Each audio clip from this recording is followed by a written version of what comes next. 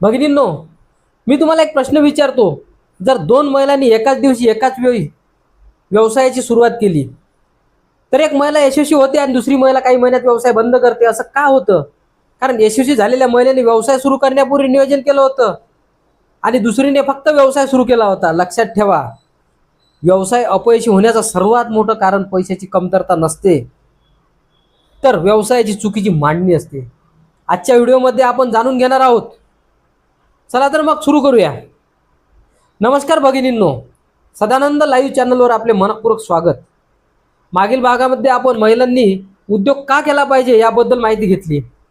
आज आपण व्यवसायातील एक अतिशय महत्त्वाचे विषय समजून घेणार आहोत. व्यवसाय सुरू करताना आपल्या भांडवलाप्रमाणे व्यवसायाची निवड कशी करावी आणि त्याची योग्य मांडणी कशी करावी.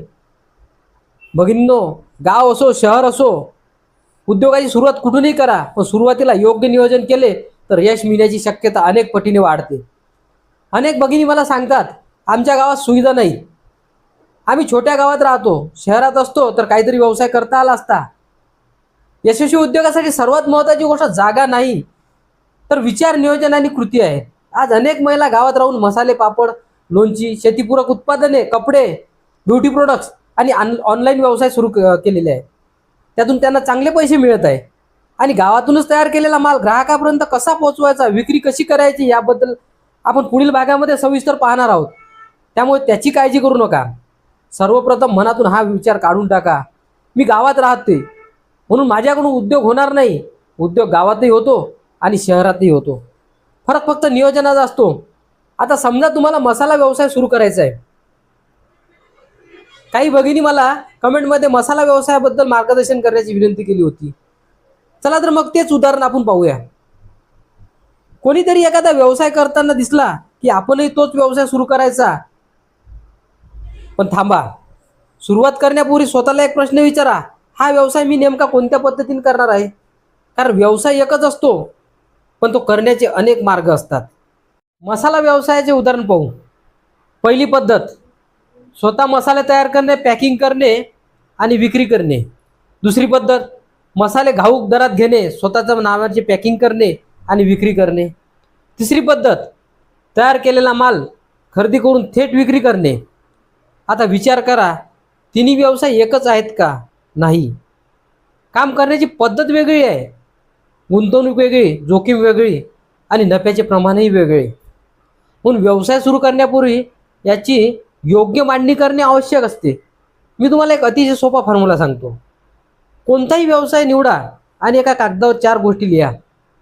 पहिली गोष्ट, मी काय विकणार. दुसरी गोष्ट, मी कोणाला विकणार. तिसरी गोष्ट, माझा माल कुठून येणार. आणि चौथी गोष्ट, माझा ग्राहक माझ्यापर्यंत कसा पोहोचणार.